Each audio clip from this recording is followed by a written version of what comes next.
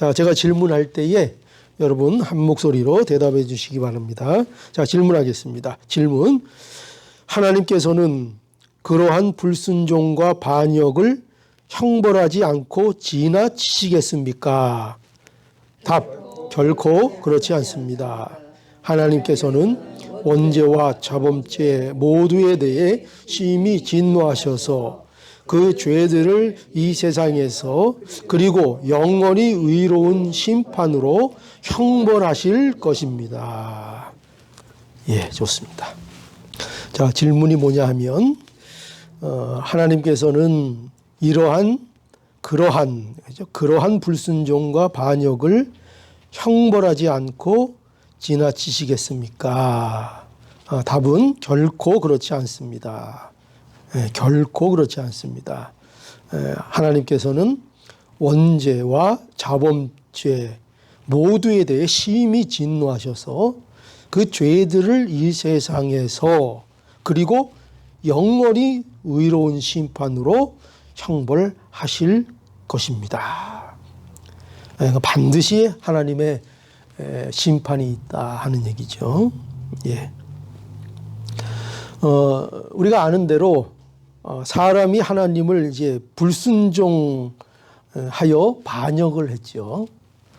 하나님께서 사람이 하나님의 말씀을 순종할 수 있도록 사람을 창조하셨는데, 그런데 사람이 마귀의 꾀에 빠져서 고의로 하나님을 불순종하게 되었습니다. 그래서 그러한 불순종, 그러한 반역으로 인해서 어떻게 됐다고요? 결과가 자신뿐만 아니라 이렇게 얘기하고 있어요. 자신뿐만 아니라 자신도 모든 좋은 것들을 잃어버렸고 그 자신은 누구를 얘기하죠? 아담, 그 죄를 졌던 당사자, 그죠? 그 아담 자신뿐만 아니라 그의 모든 후손은 누구입니까? 아담 안에 있는 모든 인류를 얘기합니다. 그죠? 모든 인류. 그 모든 후손도 하나님이 주신 선물들을 상실하게 되었다. 이렇게 말하고 있죠.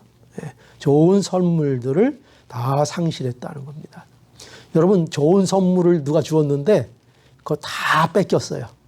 그러면 기분이 좋아요? 안 좋아요? 안 좋죠? 당연히 안 좋아야 되죠? 근데 사람들이 그거 뺏긴 줄 알아요? 몰라요? 몰라요.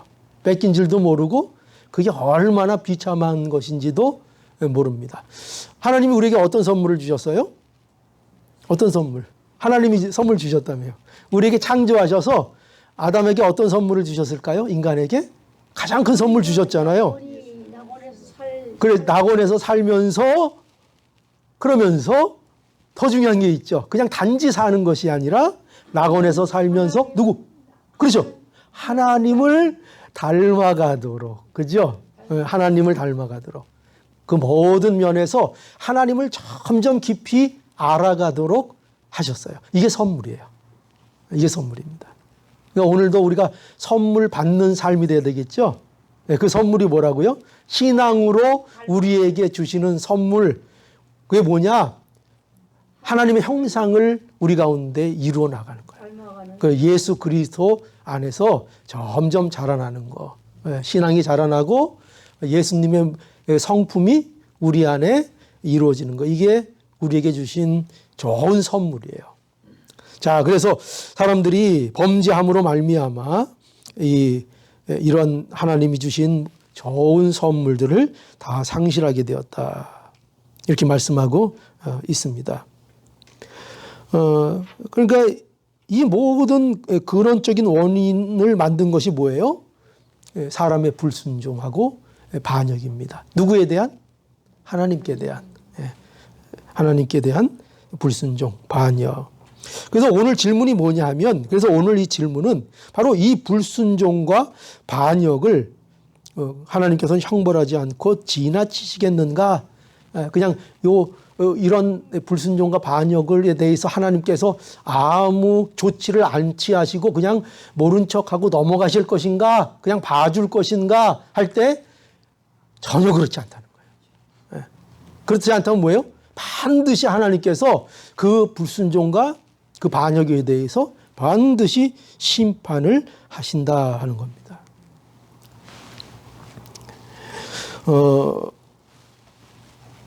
세상을 보면은 우리가 공의가 실현되지 않는 것 같이 보일 때가 사실은 많아요. 그죠? 왜 이렇게 세상이 불의한가? 사람들은 세상에 그래서 불의한 일들을 보면은 하나님이 정말 공의로운 분이신가? 이렇게 의심하는 사람들이 많이 있습니다. 정말 하나님이 공의로운 분이시면 정말 세상이 왜 이렇게 이상한 거를 그냥 가만두시는가? 왜 세상에 전쟁이 있게 하시는가? 왜 세상에 이렇게 범죄가 많은가? 하나님께서 그냥 다 벌하시고 다 하시면 이거 되지 않겠는가? 이러면서 왜 하나님은 그렇게 안 하시는 것인가? 이렇게 하면서 하나님께서는 불의를 가만 두시는 하나님 아니신가? 이렇게 생각할 때가 우리가 많이 있습니다. 그러나 성경은 그렇지 않다는 거죠. 성경은 하나님은 어떤 분이시라고요? 공의로운 분이시다 하는 거죠. 그래서 우리는 하나님이 어떤 하나님이냐 할 때 공의로운 하나님이시라는 걸 알아야 돼요. 공의로운 하나님이신 것을 우리가 알 때 우리의 신앙과 우리의 삶 속에서 우리의 불만과 원망이 우리가 사라지게 되는 거예요. 그죠? 예를 들어서 하나님이 불공평한 분이다. 하나님이 정의롭지 못하시다. 하나님이 또 구분 심판을 하시고 하나님이 때때로 실수하신다. 만약에 그렇게 생각하면 그럼 우리의 삶 속에서 우리가 안전함을 누릴 수 있을까요? 아니, 하나님이 실수하신데 하나님이 실수하시면 어떡하지? 이런 마음이 들어가잖아요. 그런데 성경은 우리에게 그래서 분명하게 말씀하고 있는 게 뭐냐면 하나님은 공의로운 분이시고 하나님은 어떤 일을 판단하시고 심판하시는 일에 있어서 결코 굽게 하시는 경우가 없다 이거죠. 실패하시는 경우가 없다. 그러니 하나님의 하시는 일에 대해서 우리가 믿지 못하고 원망하고 그럴 필요가 없다는 거죠. 자, 그래서 하나님은요, 왜 그런가 하면 사람과는 분명히 다른 분이시죠. 그죠? 하나님은 사람과는 다른 분입니다. 사람은요, 공의를 실현할 지혜도 능력도 없습니다. 그러나 공의를 실현함에 있어서 하나님은 부족함이 없으시죠. 완벽하시죠. 하나님은 온전한 판단을 내리시고요. 세상의 재판관은 아무리 똑똑하고 판단력이 좋다고 해도 실수를 하게 되지만 그러나 하나님의 판단은 결코 실수가 없는 거죠. 세상 재판장들은 환경에 따라 많이 좌우가 돼요. 우리도 그러잖아요. 우리가 여러분 세상 재판 받을 때에 그 재판 받는 사람들이 온전히 그 판결을 다 신뢰할까요? 다 믿을 수 있을까요? 어떤 사람들은 자기한테 불리한 판결이 나면은 그 판결이 굽었다고 판단할 거예요. 그죠? 그리고 자기한테 유리한 판단이 일어나면 그 판사 정말 똑똑하고 정말 좋은 판사다 이럴 거예요. 그러니까 자기의 기준에 따라 세상에서 판결은 이렇게 나뉘어지고 이렇게 좌지우지되고 이렇게 혼돈이 되는 거예요. 그러나 하나님의 심판은 그렇지 않죠. 하나님의 판단은 그렇지 않고 하나님의 판단은 어떤 환경에도 휘둘리지 않는 판결이에요. 누가 그거를 굳게 만들 수도 없고 영향을 미칠 수도 없어요. 하나님께서 온전히 판단하시고 옳은 판단을 내리시는 것이 하나님의 판단이십니다. 티끌만한 실수도 없는 거예요. 우리가 이걸 믿어야 됩니다. 일단. 그죠? 우리가 어떤 하나님을 믿는가 할 때 이렇게 모든 일을 심판하시고 판단하시는 데 있어서 티끌만큼의 실수도 없는 그러한 공의로우신 하나님이시다. 이걸 믿어야 되는 거예요. 근데 우리의 삶 속에서는 이거 못 믿을 만한 일들이 많이 일어나죠? 예, 하나님 이건 도대체 왜 이렇습니까? 이런 일이 왜 저한테 생깁니까? 이런 일이 저에게 있어서 이게 공평합니까? 우리가 그렇게 외칠 수 있는 일들이 얼마나 많아요. 너무나 많잖아요. 그런데 성경은 우리에게 그럼에도 불구하고 뭘 말씀하고 계시다고요? 하나님은 공평하시다. 하나님은 불의를 행하시는 적이 없다. 하나님은 언제나 그 판단을 옳게 하신다. 그죠? 그걸 우리에게 분명히 말씀하고 있기 때문에 우리가 이걸 믿어야 돼요. 이게 우리가 하나님을 잘 믿는 거예요. 하나님은 공의로 행하신다. 어떠한 일이 있어도 우리에게 틀린 판단을 내리신 적이 없다는 것을 우리는 분명하게 믿어야 돼요. 현실은 안 믿어져도, 현실은 눈앞에 불만거리가 많이 있어도, 현실은 너무나 장애물이 많고 어려워도, 그러나 우리가 믿는 사람이기 때문에 우리는 이 하나님의 공의로우심을 반드시 우리는 우리의 믿음으로 가질 수 있어야 됩니다. 그러니까 이거 믿는 게 이게 어떻게 보면 이게 또 은혜예요. 그죠? 결국은 또 은혜로 돌아갈 수밖에 없어요. 누가 이 공의를 믿겠어? 이 하나님의 공의를 누가 믿고 마음에 받아들일 수 있겠어요? 그죠? 오직 하나님의 은혜가 있어야 되는 거예요. 그러니까 여러분들에게도 이 하나님의 은혜가 임해서 이 하나님의 공의가 여러분들 마음속에 정말 믿어지는 이런 은혜가 있기를 바랍니다. 그리고 하나님은 죄를 미워하시죠. 하나님은 죄를 미워하십니다. 하나님이 우리가 하나님에 대해서 그 사랑을 강조하다가 보면 하나님은 무조건 사랑이다 이렇게 생각하시는 분들이 많아요. 그래서 물론 하나님은 사랑이신데 그렇다고 해서 하나님이 죄까지 사랑하실까요? 그렇진 않죠. 죄까지 사랑하시는 분은 아니에요. 왜 그렇죠? 하나님은 거룩하신 분이잖아요. 하나님의 가장 중요한 속성 중에 하나가 뭐냐면은 하나님은 거룩하신 분이에요. 세상과 분명하게 구별이 되시는 분입니다. 그래서 거룩하신 분이기 때문에 죄를 전혀 용납할 수가 없어요. 마치 무엇과 같은가 하면은 태양에 무슨 신문지를 태양에다 갖다가 근처에 갖다 놓으면 그 신문지가 그대로 있을 수 있어요, 없어요? 그죠? 그냥 확, 그냥 순식간에 없어져 버리겠죠? 그 죄가 그런 것 같아요. 하나님과 죄의 관계가 그런 거예요. 하나님 앞에서는 죄라는 것이 틈을 탈 수가 없어요. 그러니 하나님은 죄를 용납하시거나 죄를 괜찮다고 이렇게 말씀하시는 분이 아니에요. 그래서 반드시 하나님은 죄를 심판하십니다. 반드시 심판하십니다. 창세기 2장 17절 그렇게 말씀을 하셨죠. 창세기 2장 17절에 보면 선악을 알게 하는 나무의 실과는 먹지 말라. 내가 먹는 날에는 정령 죽으리라. 그죠? 이 말씀도 바로 그런 말씀이에요. 먹어도 살 수 있다는 게 아니에요.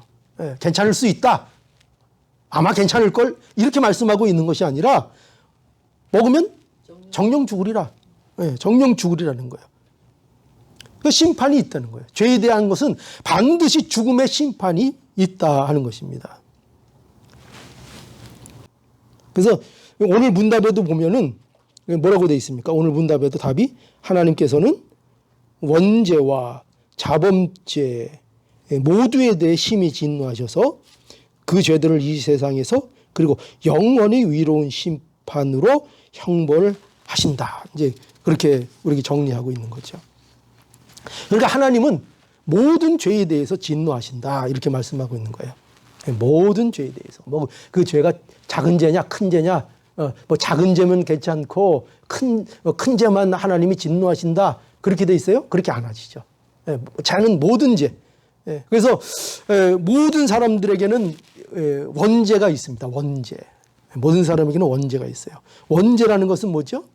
아담, 그죠? 우리 시조 아담으로부터 전가된 죄를 말하는 것이죠. 이게 원죄입니다. 그럼 자범죄는 뭐예요? 자범죄는 본인이 진 것인데 우리가 세상에 살면서 짓게 되는 죄들 말하는 거죠. 우리가 때로는 모르면서도 짓는 죄들이 많아요. 몰라서 짓는 죄도 많이 있고 또 알면서도 짓는 죄들도 많아요. 뻔히 알면서도 죄인 줄 알면서도 우리가 짓게 되는, 우리가 연약해서 짓게 되는 죄들이 많이 있습니다. 그런데 이런 것이 자범죄인데 이 자범죄의 근원도 결국은 뭐예요? 원죄예요, 원죄. 그러니까 이 자범죄가 어디로부터 시작되느냐? 원죄로부터 시작이 되는 거예요. 이것도. 그래서 성경에서 말하는 죄인이라는 것은 이걸 잘 알아야 돼요. 성경에서 말하는 죄인이라는 것은 죄를 우리가 살면서 지어서 죄인이라 그런 게 아니에요. 그게 아니라 죄인으로 태어나서 죄인이라 그런 거예요. 성경은. 그죠? 다 죄인이래요. 아무리 세상에 잘났고 선하게 살고 법 잘 지키는 사람도 정말 저 사람은 법 없이 살 사람인데 성경은 죄인이라 그래요. 왜 죄인이라 그런다고요? 원죄 때문에 그래요. 원죄. 아담의 죄가 우리의 죄가 돼버렸어요. 그래가지고 모든 사람이 죄인으로 태어나는 것입니다. 그래서 사람은 죄인으로 태어나서 죄인인 거예요. 예, 죄인으로 태어나서 죄인인 거예요. 그러니까 사람들이 세상을 살면서 죄를 짓고 선한 일을 하지 않아서 지옥을 가는 게 아니에요. 예, 세상 사람들은 그렇게들 알고 있어요.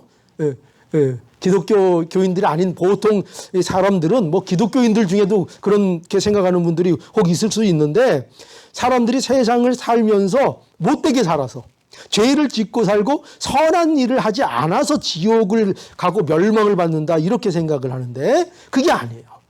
왜 지옥에 가느냐? 왜 지옥에 가는 거예요? 죄인으로 태어나서 그런 거예요. 죄인으로 태어나서.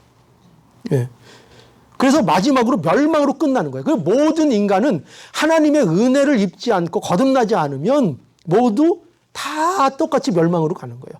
그러니까 모든 인생은 정해져 있어요. 태어나서 다 원래 어디로 가요? 멸망으로 가는 거예요. 쭉 가다가 뚝 떨어지는 거예요. 그냥 뚝 떨어져서 영원한 멸망으로 가는 거예요. 영원한 멸망. 근데 그 영원한 멸망이 뭘까요? 영원히 이 하나님과 이제 분리된 자가 되는 거예요. 하나님과의 관계에 희망이 전혀 없는 자. 그것이 영원으로 굳어지는 거예요. 여러분, 이것처럼 무서운 심판이 있을까요?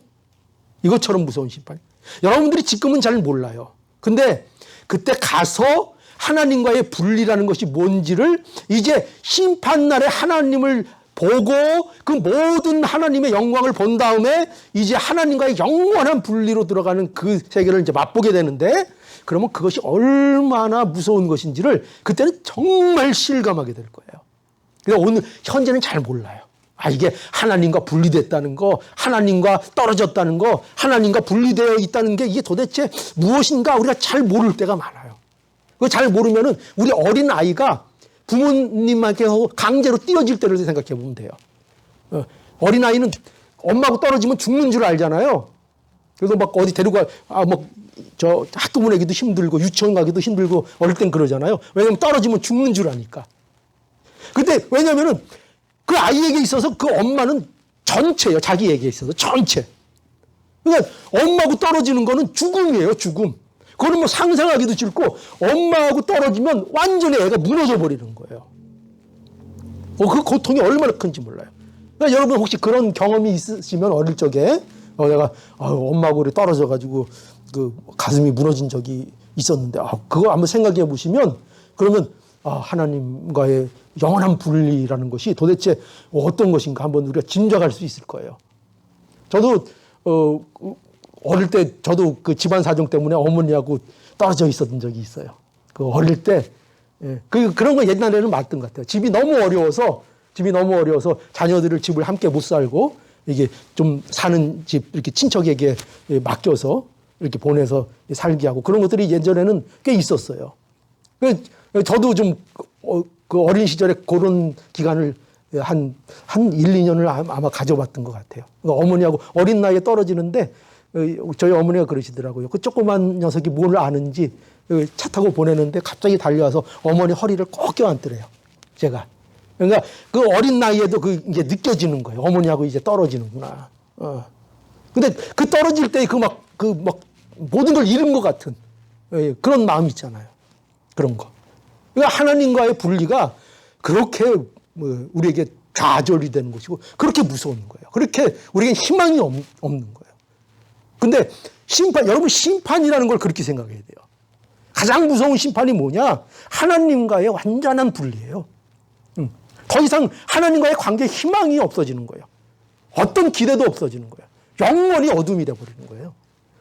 이게 심판이에요. 이게 지옥의 가장 무서운 형벌이에요. 여러분 지옥의 무서운 형벌이 불을 그럴 것 같잖아요. 우리는 뜨거워. 그죠? 그것도 엄청 무섭잖아요. 생각해 보세요. 세상에 당하는 고통이, 화상당하는 고통이 고통 중에 굉장히 높은 고통이래요. 화형, 그 아주 끔찍한 처벌이잖아요. 근데 지옥이 불이래, 불구덩이. 그것도 엄청난 고통인데, 근데 여러분, 그 불의 고통보다 사실 지옥에서 정말 참고 정말 어려운 고통은 뭐냐면요, 하나님과의 영원한 분리예요. 그걸 알아야 돼요. 이게 정말 무서운 거예요.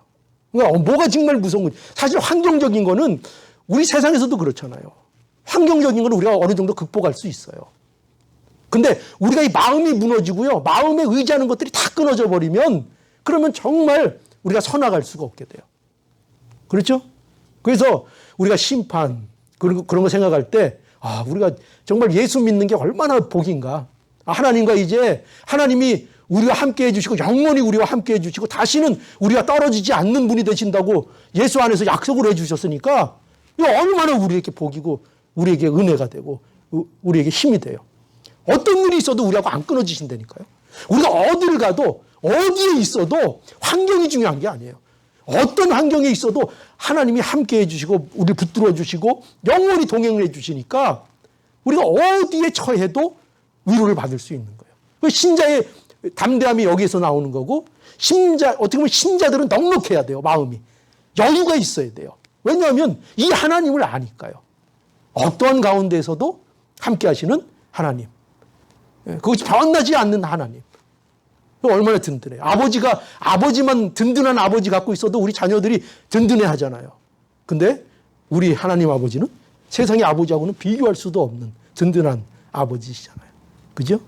그러니까 우리의 인생이 괜찮아요. 괜찮아요. 어떤 일을 당해도 괜찮아요, 사실은. 좀 무섭긴 한데, 저도 뭐 당하면 무섭긴 해요. 근데 믿음으로 생각하면 괜찮아요. 하나님이 그래도 영원히 나와 함께 하신다. 이거 굳게 믿어지면은요, 무슨 고통을 당하고 어떤 처지를 당해도 용기가 나고 위로가 되고 힘이 돼요. 그러니까 이것을 분명히 여러분들이 아셔가지고 이 신앙이 얼마나 좋은 것인지. 성경에서 말하는 죄인은 뭐라고요? 내가 죄를 세상에서 져서 죄인이 아니라 죄인으로 태어난다. 세상에 살면서 내가 죄를 짓고 나쁜 일을 해서 지옥에 가는 것이 아니라 원래 태생이 지옥 가는 사람들이다.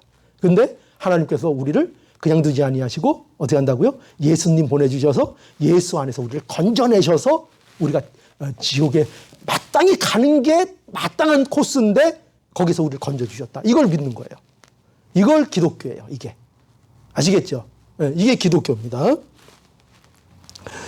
근데 세상은 이러한 인간의 원죄에 대해서 사실을 부정하죠. 이 원죄가, 세상 사람들은 이런 말하면 그 정신 나간 얘기라 그래요. 세상 사람들에게 원죄가 어딨냐? 이렇게 얘기합니다. 이것이 성도와 불신자들의 차이예요. 예를 들어서 다윗이 밧세바와 간음하는 무서운 죄를 지었습니다. 하나님께서 나단을 통해서 다윗의 죄를 책망하실 때에 다윗이 어떻게 했어요? 회개했죠? 다윗이 회개했는데, 그런데 다윗이 회개할 때에 중요한 게 뭐냐면, 이 회개할 때에 이 다윗이 불신자와 다른 게 뭐냐면 죄의 근원의 문제를 고백했다는 거예요. 그렇죠? 세상 사람들은 자기 잘못했다 그렇게 얘기해도 거기서 끝나는 거예요. 법적으로, 도덕적으로 끝나는 것이지 그게 하나님 앞에 문제라는 것까지는 접근하지 않아요. 그런데 신자들, 그러니까 믿는 사람들은 뭐가 다르냐? 안 믿는 사람들하고. 자기가 죄를 졌을 때 그 문제를 가지고 어디까지 나간다고요? 하나님과의 관계의 문제까지 나간다고요. 그래서 이 문제가 단지 환경적이고 내가 그런 문제가 핵심이 아니라 내가 원래 어떤 존재라고요? 죄 중에 나온 잉태한 죄덩어리구나. 원래 근원이 죄구나라는 것을 그걸 알게 돼요. 그걸 인식하게 되고 그것을 가지고 하나님 앞에 매달리는 그런 마음을 갖게 되는 거예요. 이게 신자가 다른 거예요. 그래서 시편 51편 5절에 보니까 뭐라고 했냐면은 이 다윗이 죄를 짓고 나서 회개할 때에 내가 죄악 중에 출생하였으며 이렇게 썼다고요. 내가 죄악 중에 출생하였으며 모친이 죄 중에서 나를 잉태하였도다. 그죠? 이게 무슨 말인가 하면은 이 다윗은 죄가 그냥 단지 환경적인 문제 이런 정도가 아니라 죄는 자신의 인간의 근본적인 문제라는 걸 고백하고 있는 거예요. 이것이. 그죠? 내가 죄악 중에 잉태하였으므로 모친이 죄 중에 나를 잉태하였다. 나도 죄인으로 태어났고 나를 낳은 엄마도 죄인이었다. 이런 뜻이에요. 다 죄인이다. 그런 문제. 또 로마서 5장 12절에 보니까 이러므로 한 사람으로 말미암아 죄가 세상에 들어오고 죄로 말미암아 사망이 왔나니 이와 같이 모든 사람이 죄를 지었으므로 사망이 모든 사람에게 이르렀느니라. 여러분 이 말씀을 어떻게 받는지가 굉장히 중요합니다. 어떻게 보면 거듭난 자와 불신자의 차이인데 불신자는요 이 말씀을요 자신의 죄의 핑계거리로 삼을 거예요. 봐라. 어떻게 한다고요? 불신자는 어떻게 한다고요? 죄를 져놓고 이 말씀을 보면 어떻게 적용한다고요? 봐라. 우리 원래 죄인이야. 우리가 뭐 발부둥 쳐도 소용없어. 죄 짓게 돼 있어. 그러니 괜찮아. 이렇게 나간다고요. 이게 불신자의 모습이에요. 이렇게 반응하면 뭐 100%라고는 제가 얘기할 수 없지만 대체적으로 이렇게 반응이 나오면 그러면 이거는 아직 복음을 제대로 이해하지 못하고 하나님의 은혜를 제대로 이해하지 못하는 경우일 수 있어요. 그런 거죠. 내 안에 원죄가 있는데 내가 어떻게 하겠어? 그죠? 그건 맞는 말이에요, 틀린 말이에요. 이 성경적으로 맞는 말인데 그걸 어떻게 한다고요? 그래서 자기의 죄를 합리화한다고요. 안 믿는 사람들은 그걸 내가 원래 원죄가 있는데 뭐 내가 어떻게 죄를 안 져? 그러니까 내가 죄를 지르는 건 너무나 당연한 거야. 나한테 너무 그러지 마. 이러고 자기의 죄를 합리화시키기 시작한다고요. 이게 믿음이 없는 자가 말씀을 받았을 때, 이런 말씀을 받았을 때 이렇게 반응하게 된다고요. 그런데 믿는 사람들은 어떻게 한다고요? 그렇게 반응하는 것이 아니라 신자는 죄를 범하게 되었을 때 이것을 그저 법적으로, 윤리적으로 이렇게 심정적으로만 회개하는 것이 아니라 그 죄의 뿌리에 대해서 그 문제를 인식하고 그것을 가지고 내가 주님을 의지하지만 않으면 안 되는 자라는 것을 알고 거기에 집중을 한다고요. 거기에. 하나님 그렇군요. 저는 역시 예수님의 은혜가 필요하군요. 도와주십시오. 예수님이 도와주시면 제가 바른 길로 갈 수 있습니다. 힘을 주십시오. 제가 이번에는 죄를 졌지만 그러나 예수 그리스도 저를 위해서 십자가를 지어주셨으니까 그거 믿는 믿음으로 제가 다음번에 이런 유혹이 오면 이기겠습니다. 싸울 힘을 주세요. 이렇게 나가지. 뭐 인간이 원죄가 있다며요. 원죄가 있는데 뭐 제가 벌 수 있어요. 다 죄 짓는 수밖에. 이렇게 나가지 않는다. 함정에 빠지시면 안 돼요. 그죠? 그래서 사도 바울이 그랬잖아요. 너희에게 준 그 자유를 가지고 너희 방종하는 데 쓰지 마라. 너희가 자유를 얻었다고 하면서 그 자유를 가지고 너희 방탕하는 데 너희의 삶을 들이면 그게 무슨 자유이냐. 주 안에서 받은 자유는 그런 방탕하는 자유가 아니라 어떤 자유라는 거예요? 서로 섬기는 자유라는 그랬잖아요. 서로 봉사하고 서로를 위해서 희생하고 예전에는 그 자유가 없었다고요. 예전에는 마귀한테 꼭 지어가지고 자유가 없었다고요. 그냥 질질질 끌려다녔다고요. 자유가 없었다고요. 묶여 있었다고요. 근데 이제 우리는 어때요? 이제 자유가 있죠. 자유가 있으니 이제 자유롭게 살아라. 자유롭게 살아라. 하나님의 자녀의 권세, 오늘 오전 예배에 말씀드렸죠. 그 권세가 뭐라고요? 자녀가 되는 권세가 뭐라고요? 자녀가 되는 자유를 주셨다는 거예요. 자유. 하나님의 자녀로서 얼마든지 너희의 삶을 펼칠 수 있는 자유를 너희가 이제 받게 되었으니 그 자유를 위해 나가라. 자유를 줬다고 마음대로 살려고 하지 말고. 우리 성도들에게 있어서 자유는 말씀을 따라가는 게 자유예요.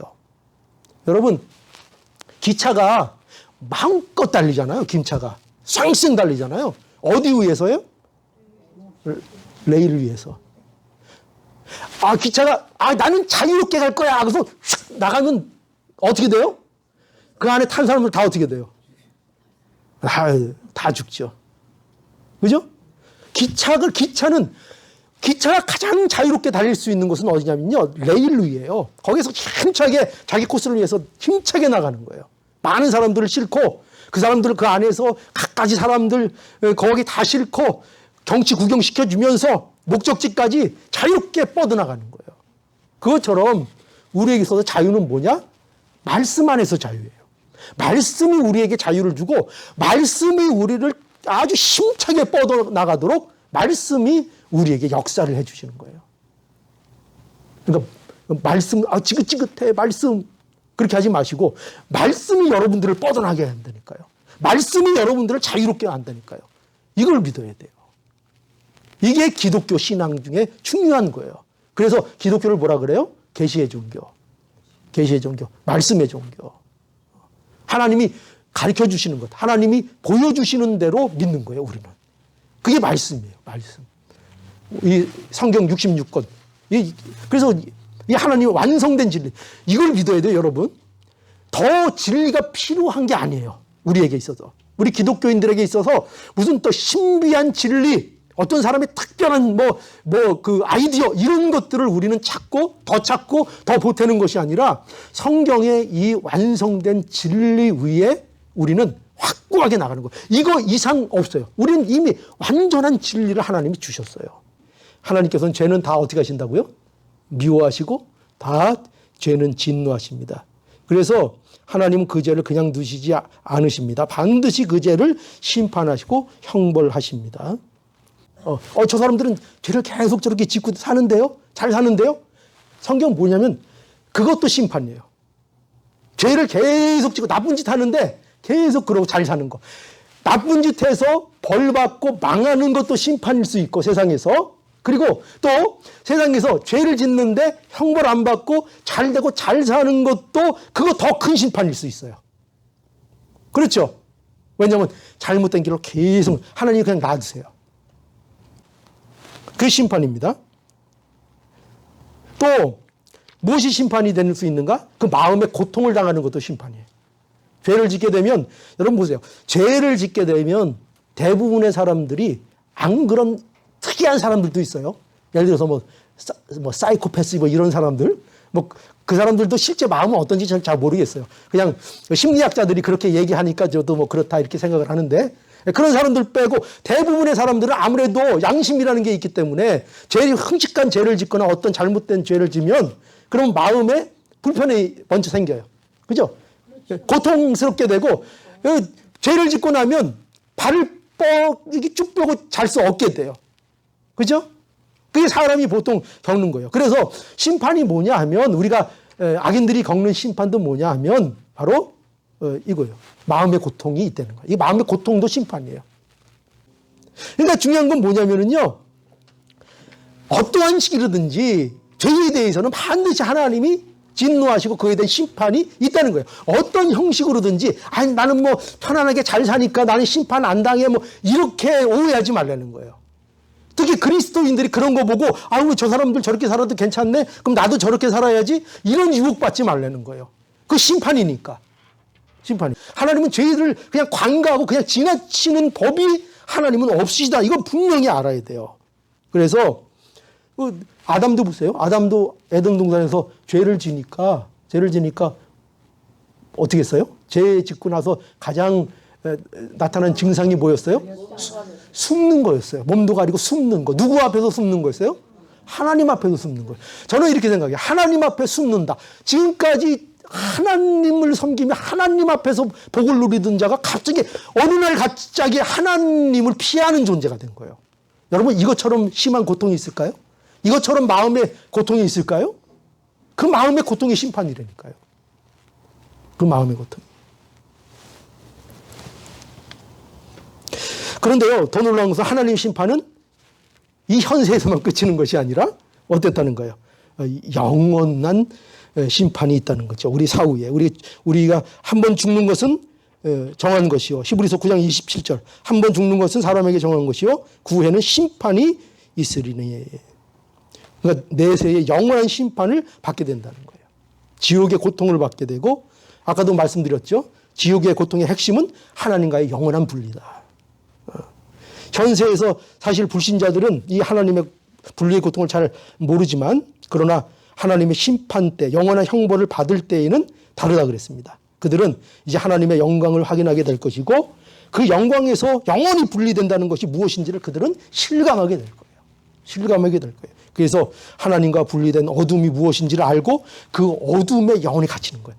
그걸 모르고 갇히는 거하고 알고 갇히는 거하고는 전혀 다른 거예요. 그럼 얼마나 다행입니까? 오늘 오전에도 말씀드렸지만, 그러나 우리가 그것을 면하는 것은 우리의 잘남과 우리의 의가 아니라 하나님의 온전한 은혜요 선물로 우리가 이 은혜를 받고 이 고통에서, 이 어둠에서 벗어나게 하나님께서 해주신다는 것이 복음이니까. 그러니까 얼마나 하나님 앞에 감사합니까? 하나님은 죄를 심판하지 않는 분이 아니라 하는 거 분명히 아셔야 되겠습니다. 우리가 하나님의 진노를 면하는 것은 하나님이 우리의 죄를 용납해 주셔서가 아닌 거예요. 그러니까 우리가 이걸 또 잘 이해합시다. 우리가 하나님은 죄를 분명하게 심판하시는 분이에요. 그죠? 내 현세에도 심판하시고 내세도 심판하시는 분이에요. 근데 그럼 우리는 어떻게 하나님의 진노를 면하는가? 어떻게 그게 가능한가? 할 때 하나님께서 결코 이렇게 생각하면 안 돼요. 하나님이 우리의 죄를 용납해 주시는구나. 우리 그게 아니에요. 용납해 주시는 것이 아니라 그 진노를 하나님께서 예수님에게 내리셨기 때문에, 예수님에게. 그러니까 하나님이 분명히 하나님은 죄와 죄에 대해서 심판 안 하는 분이 아니라 그랬어요. 반드시 형벌하신다 그랬어요. 그럼 우리도 다 어떻게 돼요? 사실상 죄값으로 인해서 우리 다 죽어야 되잖아요. 근데 왜 우리가 거기서 면함을 받게 되는가 할 때 하나님께서 죄가 괜찮다 이것이 아니라 그 죄를 내리신 거예요. 그 진노를 내리신 거예요. 안 내릴 수가 없어요. 죄에 대해서. 그냥 괜찮아. 그냥 우리 넘어가자. 용서해 줄게. 이게 아니에요. 성경은. 그게 아니라 하나님은 공의의 하나님이시기 때문에 죄를 내리셔야 돼요. 죄에 대해서는. 심판하셔야 된단 말이에요. 근데 그 심판을 누가 막아주신 거예요? 예수님이 우리 대신 다 받아내신 거예요. 그래서 우리가 이 하나님의 진노에 대해서 안전할 수 있게 되는 거예요. 자, 그러니까 절대 오해하지 마세요. 하나님은 죄를 관가하시고 죄를 심판하지 않고 봐주시는 분, 이런 분 아니에요. 분명하게 심판하시는 분이에요. 심판 안 할 수 없는 분이에요. 근데 우리의 심판은 누가 받으셨다고요? 예수 그리스도가. 예수 그리스도. 그래서 안에 있는 자들. 결코 우리를 하나님이 보실 때 우리 그냥 이 모습대로 보지 않으세요. 어떻게 보시는? 예수로 보세요. 예수로. 예수 그리스도를 통하여 예수로 우리를 보세요. 그러니까 얼마나 아름다운지 몰라요. 우리는 뭐 누더기 같고 우리는 연약하고 우리는 병자 같고 이런데요. 하나님께서 예수로 우리를 이렇게 보시기 때문에 얼마나 우리가 아름다운지 몰라요. 예수님 때문에. 참 놀라운 신비죠. 이게 기독교만이 갖고 있는 신비입니다. 이러한 믿음을 주신 하나님 앞에 감사하시면서 우리가 하나님 앞에 가는 그날까지 한 걸음 한 걸음 우리 믿음으로 살 수 있는 우리 모두가 될 수 있기를 바랍니다. 네.